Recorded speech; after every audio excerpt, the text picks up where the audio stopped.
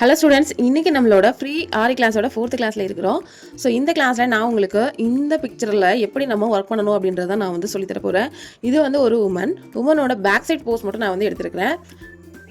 Last கிளாஸ்லலாம் ப்ராப்பராக chain எப்படி போடணும், லாக் எப்படி போடணும், என் லாக் எப்படி போடணும், அந்த லாக் எந்தெந்த இடத்துலலாம் யூஸ் பண்ணணும், என் நாட் வந்து எப்படி வந்து ப்ராப்பராக போடணுங்கிறது எல்லாமே சொல்லி கொடுத்துருக்குறேன். இது எல்லாமே ப்ராக்டிஸ் பண்ணுங்கள். பிகினர்ஸ் எனக்கு வரலை அப்படின்னு சொல்லி கவலையே படாதீங்க. ஏன்னா ஒருத்தருமே என்னையே எடுத்துக்கோங்க, ஆரியில் செயின் ஸ்டிச் போடுறது அப்படின்றது ஒரு 2-3 நாளைக்கு வந்து டைம் நல்லா எடுக்கும். சரியா? சில பேர் 1 மணி நேரத்துலேயே கற்றுப்பாங்க, சில பேருக்கு கண்டிப்பாக 2-3 நாள் கூட டைம் எடுக்கலாம். அதனால் எனக்கு இது வரலை அது வரலை அப்படின்னு சொல்கிறத விட ப்ராக்டிஸ் தொடர்ந்து பண்ணிக்கிட்டே இருக்கணும். ஆரிய பொறுத்த அளவில் எந்த ஒரு கைத்தொழிலுமே சொல்லிக் கொடுக்கறது ஈஸி. ஆனால் அது கற்றுக்கிறது அப்படின்றது ப்ராக்டிஸ் இருந்தால் மட்டும்தான். நான் ஒரு 1/2 மணி நேரம் தான் ப்ராக்டிஸ் பண்ணேன், 1 மணி நேரம் தான் ப்ராக்டிஸ் பண்ணினேன், ஆனால் இதை வந்து என்னால் வந்து போட முடியல அப்படின்னு நீங்கள் சொல்லவே கூடாது. ஆரிய பொறுத்த அளவில் உங்களுக்கு வந்து எந்த அளவுக்கு டைம் நீங்கள் அதுக்கு ஒதுக்க முடியுமோ ஒதுக்கி பண்ணினா மட்டும்தான் அதை வந்து நல்லபடியாக வந்து கற்றுக்க முடியும். இப்போ டெய்லரிங் பண்ணக்கூடிய ஒரு சில பேருக்கு இந்த ஆரிய ஃபஸ்ட்டு கற்றுக்கும் போது எப்படி இருக்கும் அப்படின்னா, காலையிலேருந்து ஈவினிங் வரைக்கும் நான் உட்காந்துருக்கேன், பட் கொஞ்சமாக தான் நான் முடிச்சிருக்கிறேன், இதுக்கு நான் வந்து ஒரு ப்ளவுஸ் ஸ்டிச் பண்ணால் கூட இவ்வளோ அமௌண்ட் கிடச்சிருக்குமே அப்படின்னு நீங்கள் திங்க் பண்ணலாம். ஆனால் ஸ்டார்டிங்கில் அப்படி தான் கண்டிப்பாக நமக்கு இருக்கும். போக போக ஸ்பீட் தன்னாலே வந்துடும். ஓகேவா? நம்ம டெய்லரிங் கற்றுக்கும் போது நிறைய ஸ்ட்ரகிள்ஸ் பண்ணி தானே கற்றுருப்போம். நமக்கு பெடலிங் கூட கரெக்டாக வந்திருக்காது, அந்த வீல் எல்லாமே பின்னாடியே சுற்றிட்டே இருந்திருக்கும். இருந்தாலும் நம்ம இதை விட்டோமா? இல்லை. அதே போல் தான் இதுவும் ஒரு கிளாஸஸ்லையும் இந்த மாதிரி ஏதாவது ஒரு மோட்டிவேட் பண்ணி தான் நான் உங்களை கொண்டு போயிட்டு இருக்கேன். ஸோ இதை வந்து நீங்கள் நல்லபடியாக இந்த ஆப்பர்ச்சுனிட்டியை பயன்படுத்திக்கோங்க. ஓகேவா? ஸோ வாங்க, ஒரு பிக்சரை வந்து நம்ம எங்கேருந்து ஆரம்பிக்கணும், எங்கேருந்து முடிக்கணும் அப்படின்றதெல்லாம் பார்க்கலாம். நான் செயின் ஸ்டிச் சொல்லி கொடுத்ததில் அழகாக லைன் பை லைனாக வந்து போட்டு ஹோம்ஒர்க்லாம் வந்து சூப்பராக அனுப்பியிருந்தீங்க. அது மட்டும் இல்லாமல் ஆல்ரெடி பேசிக் தெரிஞ்ச ஸ்டூடெண்ட்ஸ் வந்து நான் செயின் ஸ்டிச் மட்டும் சொல்லி கொடுத்துருந்தேன். அதை வச்சு நீங்கள் சூப்பராக வந்து உருவங்கள் எல்லாம் போட்டிருந்தீங்க, ஃப்ளவர்ஸ்லாம் அழகழகாக போட்டிருந்தீங்க. ஆனால் இப்போ நான் வந்து நீங்கள் அதை போட்டுட்டீங்க அப்படின்றதுக்காக நான் அந்த கிளாஸஸ் ஸ்கிப் பண்ணேன் அப்படின்னா பிகினர்ஸும் இருப்பாங்கல்ல, அவங்களுக்கு எப்படி ஆரம்பிக்கணும்னு தெரியாது. அதனால தான் மெயினாக இந்த கிளாஸஸ். ஸோ இதை முடிச்சுட்டு ஹோம்ஒர்க் இருக்கும். ஸோ ஹோம்ஒர்க்கை பார்க்க மறந்துடாதீங்க. ஓகே, இப்போ நான் வந்து ஜரி த்ரெட் தான் எடுத்துருக்கிறேன். பிகினிங் ஸ்டேஜில் ஜரி த்ரெட்டை எடுத்துக்கோங்க. ஓகேவா? ஜரி த்ரெட் எடுத்துட்டு ஆஸ் யூஷுவலாக நம்ம கீழே ஸ்டிச் எடுப்போம், அதே மாதிரி தான் எடுத்துக்கலாம். ஸோ ஓகே, இதில் வந்து நம்ம எங்கேருந்து ஆரம்பிக்கணும் அதுதான் நமக்கு தேவை. ஓகேவா? ஸோ இதில் வந்து நான் சொல்கிறது என்னென்னா, இதில் எங்கே இருந்து வேணாலுமே ஆரம்பிக்கலாம். இங்கேருந்தும் ஆரம்பிக்கலாம், இல்லை ஹேர் முடிக்கணும்னா முடிக்கலாம். உங்களுக்கு வந்து ஈஸியாக ஃபஸ்ட்டு எந்த ஏரியா வந்து முடிச்சிடலாம் அப்படின்னு தோணுதோ அதை நீங்கள் வந்து ஃபஸ்ட்டு வந்து எடுத்துருங்க. அதை ஃபஸ்ட்டு எடுத்துட்டீங்க அப்படின்னா அப்புறம் கஷ்டமான இடத்துக்கு போயிடலாம். கஷ்டமான இடம்னா உங்களுக்கு பார்க்கறதுக்கு எது கஷ்டமாக இருக்குது, இந்த ஹேர் வந்து கஷ்டமாக இருக்கிற மாதிரி இருக்கா, அப்போ அதுக்கு வந்து கடைசியாக போய்க்கலாம். ஏன்னா ஃபஸ்ட்டே கஷ்டமானதுக்கு போயிட்டோன்னா அதுலேயே டைம் எடுக்கும், அப்புறம் ஈஸியானதெல்லாம் போடுறதுக்கும் இன்னும் டைம் எடுத்துரும். சரியா?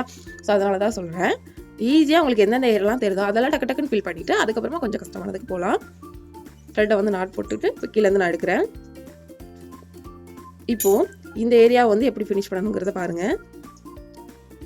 இந்த மாதிரி பிக்சர்ஸை நீங்கள் கவர் பண்ணணும் அப்படின்னா எண்டு நாட் நல்லா ப்ராக்டிஸ் பண்ணணும். ஏன்னா எண்டு நாட் வந்து நிறைய இடங்கள்ல நம்ம போடுற மாதிரி இருக்கும். சரியா? ஸோ எண்டு நாட் தூக்காமல் வரணும், அப்படி அதுக்கு என்ன பண்ணலாம் அப்படிலாம் கிளாஸில் கேட்டிருந்தீங்க.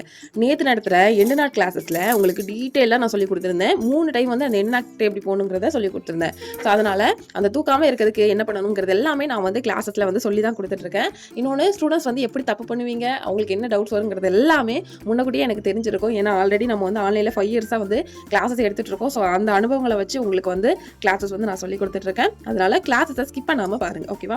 ஸோ இப்போ வந்து நம்ம என்ன பண்ணலாம், ஸோ இங்கேருந்து வந்தோன்னா இங்கே வந்து என்ன போடுற மாதிரி இருக்கும். அதனால் இங்கேருந்து போயிட்டு அதுக்கப்புறமா அதை கண்டினியூ பண்ணி இப்படியே வந்து வந்துடலாம். ஓகேவா? ஆரம்ப ஸ்டேஜில் நமக்கு எண்டு நாட் போடுறதுங்கிறது ஒரு பெரிய டாஸ்காக இருக்கும். ஸோ அதனால் மேக்ஸிமம் எண்டு நாட் போடாமல் நம்ம கண்டினியூவாக எப்படி பண்ணுறதுங்கிறத நம்ம பார்த்துடலாம். அவ்வளோதான். ஸோ இதில் வந்து ஸ்டிச் வந்து எப்படி போகுது, மேல் டைரக்ஷனில் போகுது. அந்த நீடிலோட பாயிண்ட் வந்து மேல் பக்கமாக இருக்கிற மாதிரி வச்சு நம்ம ஸ்டிச் போட வேண்டியதா. அந்த ஸ்டிச்சோட சைஸ் பார்த்தீங்கன்னா, இப்போ நான் போடுறல இந்த சைஸ் தான் இருக்கணும். ரொம்ப குட்டியாகவும் வேண்டாம், ரொம்ப பெருசாகவும் வேண்டாம். ரொம்ப லென்த்தாக போட்டிங்கன்னா ஃப்ரேமை விட்டு கழட்டும் போது அது ஃபினிஷிங் இருக்காது. செயின் ஸ்டிச்சோட அளவு வந்து இந்த அளவு தான் இருக்கணும். எல்லா இடங்களிலுமே இந்த அளவு தான் இருக்கணும். ஸ்லோவாக பொறுமையாக போட்டு காட்டுறேன்.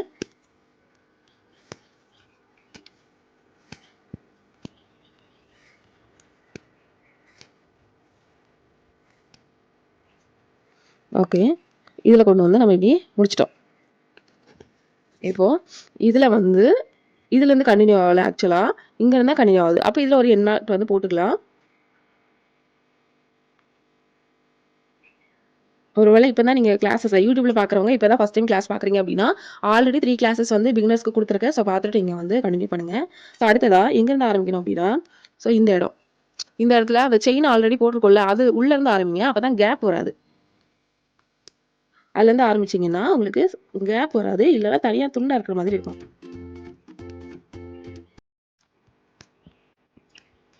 ஒரு பிக்சர் நல்லா வர்றதுக்கு 2 விஷயங்களை வந்து நம்ம பண்ணணும்.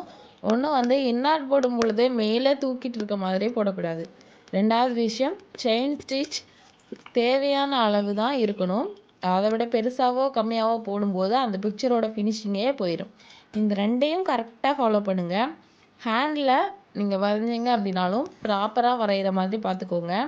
ஏனோ தானோன்னு வரையாதீங்க. எதை பண்ணாலுமே டெடிகேஷனாக பண்ணுங்கள். அப்போ தான் உங்களுக்கு அதை பார்க்க நம்மளா பண்ணோம் அப்படின்ற மாதிரி இருக்கும். இப்போது இந்த 2 லைனை முடிச்சதுக்கப்புறமா எண்டில் எண்டு நாட் போட்டு எடுத்துக்கலாம்.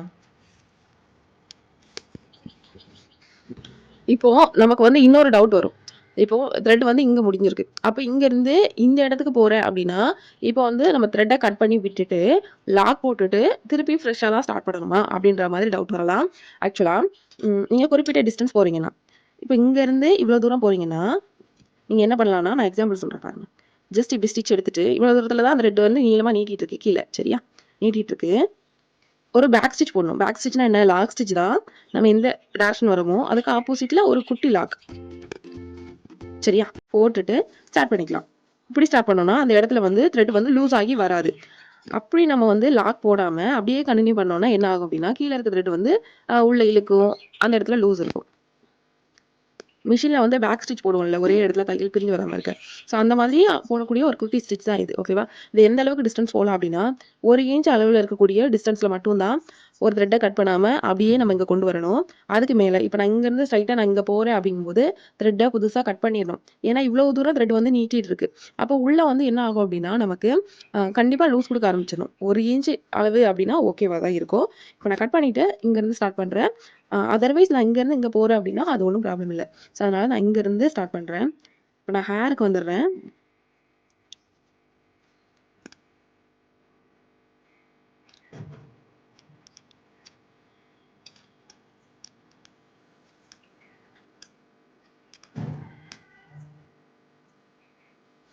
இந்த ஹேரில் எப்படி இருக்குன்னா, இதில் வந்து ஒரு ரப்பர் பேண்ட் வர மாதிரி இருக்குது. அப்போ நம்ம ஸ்டிச்சை வந்து இப்படி கொண்டு போக முடியாது. அந்த ரப்பர் பேண்ட் ஷேப்புக்கு வந்து நம்ம ரவுண்டாக போட்டுட்டு அப்புறம் தான் போகணும்.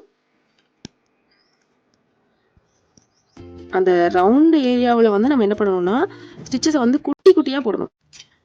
இங்கே இருக்கிறத விட இந்த ஸ்டிச் வந்து குட்டியாக இருக்கும். எப்போதுமே ரவுண்ட் ஏரியா அப்படிங்கும்போது ஸ்டிச்சஸ் வந்து இந்த அளவுக்கு குட்டியாக வந்துடணும். அப்படி வந்தால் மட்டும்தான் அந்த ரவுண்ட் ஷேப் வந்து நமக்கு கிடைக்கும். ஓகேவா? இங்கேருந்து ஸ்டார்ட் பண்ணி ஒரு 1.25 ரவுண்டு கிட்ட நான் போயிட்டு தான் வந்து போகிறேன். ஏன்னா அப்போ தான் அந்த இடத்த எண்டு நாட் போடாமல் நம்ம வந்து கவர் பண்ண முடியும். ரொம்ப சின்ன இடங்கள்ல நிறைய எண்டு நாட் போட்டு நம்ம வந்து ஃபினிஷ் பண்ண வேண்டாம். ஓகே, இப்போ இந்த ஹேருக்கு வந்து இப்படி இப்படி போகலாமான்னு கேட்டிங்கன்னா வேண்டாம். ஏன்னா அது வந்து ப்ராப்பராக ஒரு ஃபினிஷிங் வந்து கிடைக்காது. இப்போ இந்த ஹேர் வந்து எப்படி வந்திருக்கு? இப்படி தானே வந்திருக்கு. அப்போ நம்ம ஸ்டிச்சு இப்படியே கொண்டு வரலாம். இல்லை இதுலேருந்து இப்படி போகிறோம்னா அது வந்து ப்ராப்பராக இருக்காது. அதனால இதில் வந்து எண்டு நாட் போடலாம்.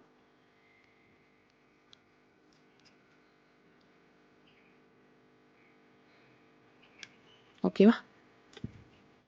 அடுத்ததான் இங்கேருந்து ஆரம்பிக்கிறேன். நம்ம எண்டு நாட் போடும்போது சப்போஸ் ஏதாவது தூக்கிட்டு இருந்துன்னு வைங்களேன், நம்ம இந்த இடத்துல ஆல்ரெடி எண்டு நாட் போட்டிருக்கோம். அப்போ ஏதாவது தூக்கிட்டு இருக்கு அப்படின்னா நம்ம இங்கேருந்து வருவோம்ல ஸ்டிச்சு, அந்த ஸ்டிச்சோட சேர்த்து அந்த தூக்கிட்டு இருக்க தையலையும் அமுத்தி கொண்டு வந்துருங்க. இது ஒரு சின்ன ட்ரிக். ஏன்னா ஆரம்பத்தில் நமக்கு பெருசாக எண்டு நாட் போடுறதுக்கு வராது. ஸோ அதனால சொல்கிறேன். ஸோ அதுக்கப்புறமா இமேஜ் வந்து நான் வந்து ட்ரேசிங் பண்ணி தான் நான் எடுத்துருக்கிறேன், சரியா? ஸோ பிகினர்ஸ்க்கு வந்து ட்ராயிங் தெரியாதவங்களுக்கு பிக்சர் வந்து கரெக்டாக வராது. ஒருவேளை ஆல்ரெடி ட்ரேசிங் தெரியும்னா அழகழகான பிக்சர்ஸ் எடுங்க. குட்டி குட்டியான பிக்சர்ஸ் தயவு செய்து இருக்கக்கூடாது. சூப்பரான பிக்சர்ஸாக எடுத்து வந்து ஒர்க் பண்ணுங்க, சரியா? ட்ரேசிங் கிளாஸ் உங்களுக்கு சாட்டர்டே வரும், ஓகேவா? ட்ரேசிங் கிளாஸ் எப்படி பண்ணணுங்கிறது சாட்டர்டே வந்து நான் வந்து சொல்லிக் கொடுக்குறேன். அது வரைக்கும் ஹேண்டில் உங்களால் ட்ராயிங் பண்ண முடியும்னா பண்ணுங்கள். அப்படி இல்லை பக்கத்தில் தெரிஞ்சவங்க நல்லா ட்ராயிங் பண்ணுவாங்கன்னா அவங்கள்ட்ட கொடுங்க. ஸோ சிம்பிளான ரொம்ப கொச்சன்னு இல்லாமல் ஓரளவு நல்ல சிம்பிளான இமேஜஸ் எடுத்து அதே நேரத்தில் நீட்டாகவும் இருக்கணும். ரொம்ப சிம்பிளாகவும் ஹேண்ட்லலாம் வந்து வரையக்கூடாது. ஹேண்டில் வரைஞ்சிங்கன்னா ஆரிக்கு வந்து மெஷர்மெண்ட் சரியாகவே வராது. நீங்கள் ப்ளவுஸ்லாம் போடும்போது அந்த அளவுக்கு அது நீட்டாக இருக்காது. சரியா? ஆரியை பொறுத்தளவில் மெஷர்மெண்ட்ஸ் அப்படின்றது ரொம்ப ரொம்ப முக்கியம். இப்போ நம்ம கண்ணால் பார்க்குற பார்வையில் வந்து ஒன்றும் தெரியாது. ஆனால் ஆரி போட்டதுக்கப்புறமா ஒரு பிக்சர் வந்து எந்த அளவுக்கு டிஃப்ரென்ஸ் ஆகும் அப்படின்னா, இப்போது நீங்கள் ஃபேஸோட இமேஜ் வரைகிறீங்கன்னு வைங்களேன், கண் வரைகிறீங்க அப்படின்னா நீங்கள் வரையும் போது என்னவோ அது ஓரளவு ஓகே மேனேஜ் பண்ணிடலாம் தான் தோணும். ஆனால் அதில் ஒர்க் பண்ணும்போது தான் அதில் பிரச்சனைகளை சந்திப்பீங்க. ஓகேவா? ஸோ ஆரியை பொறுத்தளவில் மெஷர்மெண்ட் அப்படின்றது ரொம்ப ரொம்ப முக்கியம். இப்போ ஆல்மோஸ்ட் ஹேரை வந்து நம்ம ஃபினிஷ் பண்ண போகிறோம். இப்போ இந்த ஹேர் வந்து தனியாக நிற்கிது, இங்கேருந்து ஸ்டார்ட் பண்ணக்கூடாது, இங்கேருந்து தானே வரணும். இந்த மாதிரி பிக்சரில் சம்டைம் ஏதாவது மிஸ் ஆயிடுச்சு அப்படின்னா நம்ம தான் அதை வந்து சரி பண்ணி வரையணும். பிக்சரில் இப்படி தான் இருந்துச்சு அப்படின்ட்டு வந்து நம்ம அப்படியே மொட்டை மொட்டையாக பண்ணக்கூடாது. ஆரியை பொறுத்தளவில் ரொம்ப ரொம்ப முக்கியம் measurements and finishing. Back stitch போட்டுட்டு ஆரம்பிக்கிறேன். அப்போ தான் அந்த இடம் வந்து கொஞ்சம் ஸ்ட்ராங்காக இருக்குன்றதுக்காக. இப்போ ஹேரை வந்து ஃபில் பண்ணலாம்.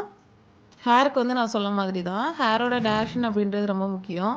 ஹேர் வந்து எப்போதுமே மேலேருந்து கீழே வர மாதிரி தான் இருக்கும். அதனால தான் ஸ்டிச்சையும் நான் மேலேருந்து கீழே வர மாதிரி ஒவ்வொரு இடமும் வந்து கரெக்டாக ஹேருக்கு கொடுத்துட்ருக்கேன். மற்ற இடங்களில் கீழேருந்து மேலே போனாலும் ஓகே. ஆனால் ஹேருக்கு வந்து மேலேருந்து கீழே வர மாதிரி போட்டோம் அப்படின்னா தான் அந்த டேரக்ஷன் வந்து சரியாக வரும். இப்போ அதே போல் காது குட்டியாக கொடுத்துருந்தாங்க. அந்த காதுக்கு வேறு ஒன்றுமே இல்லை. செயின் ஸ்டிச்சை ஒரு 2 லைனில் வர மாதிரி தான் அந்த பிக்சரில் இருந்துச்சு. சேம் அதே மாதிரி நம்ம கொடுத்தாச்சு. ஃபேஸோட ஃபில்லிங் டீட்டெயில்டாக வேறு எதுவும் நம்ம பண்ணலை. பிகினிங் ஸ்டேஜில் அதை நம்ம பண்ணவும் மாட்டோம். அடுத்தடுத்த கிளாஸ் போகும்போது நம்ம பார்க்கலாம். இப்போ ஹேண்ட் வரைக்கும் முடிச்சாச்சு. பேலன்ஸ் இருக்கிறத வந்து முடிச்சுக்கிறேன். அந்த ஷார்ப் எட்ஜஸ்லாம் கரெக்டாக வரணும் அப்படின்னா ஆல்ரெடி நான் என்ன சொல்லி கொடுத்துருக்கேன் உங்களுக்கு, லாக் போடணும்னு சொல்லி கொடுத்துருக்கேன்ல, அதெல்லாம் கரெக்டாக ஃபாலோ பண்ணுங்கள். செயின் ஸ்டிச்சு குட்டியாக போடுங்க. இதை ஃபாலோ பண்ணிங்கனாலே சூப்பராக நம்மளால் வந்து போட முடியும். இப்போது ஹேரோட எண்டுக்கு வரலாம். நல்லா அந்த இடத்துல லாக் ஸ்டிச் ஷார்ப் எட்ஜஸ் வந்து நல்லா கொடுத்துருக்காங்க பிக்சரில் எப்படி இருக்கோ அதே போல் டிட்டோ வந்து நீங்கள் வந்து எடுத்துக்கலாம். இந்த சாம்பிள் பிக்சர் நான் எங்கேருந்து எடுத்தேன் அப்படின்னு பார்த்தீங்கன்னா பின்ட்ரெஸ்ட் ஆப்பில் இருந்து நான் வந்து எடுத்து அதை வந்து பேப்பர் காப்பி ஆப் மூலமாக நான் வந்து ட்ரைசிங் பண்ணியிருந்தேன். ஓகேவா? அதை எப்படி பண்ணணுங்கிறத நான் உங்களுக்கு சாட்டர்டே கிளாஸில் அப்டேட் பண்ணுறேன். இப்போது உங்களுக்கு ஹோம்ஒர்க் என்ன அப்படின்னா, ஆல்ரெடி நான் வந்து செயின் ஸ்டிச் வந்து போடுவேன், எனக்கு முன்னாடியே தெரியும், பேசிக்கெல்லாம் முன்னாடியே தெரியும் அப்படின்னா 5 ப்ராஜெக்ட் ஒர்க் வந்து இதே மாதிரியே ஸ்டூடெண்ட்ஸ் வந்து பண்ணி காமிக்கணும். இல்லை நான் இப்போ தான் பிகினர் அப்படின்னா நீங்கள் ஏதாவது 2 ஒர்க் மட்டும் பண்ணி காமிங்க. ஸோ இதுதான் உங்களுக்கு இன்னைக்கான ப்ராஜெக்ட் ஒர்க்கு. இப்போ நம்ம ஃபுல்லாகவே வந்து கம்ப்ளீட் பண்ணி முடிச்சிட்டோம். ஃபினிஷிங் ஒன்றும் இதே மாதிரியே இருக்கணும். பிக்சர் ரொம்ப முக்கியம். பிக்சர் வந்து கரெக்டாக வந்து ப்ராப்பராக இருக்கணும். சரியா? நீங்கள் 5ல் 4 சூப்பராக பண்ணியிருக்கீங்க, 1 சரியாக பண்ணலைனாலும் கண்டிப்பாக ரீஒர்க் வந்து பண்ண சொல்லுவோம். ஸோ கரெக்டாக பண்ணிடுங்க. தேங்க்யூ.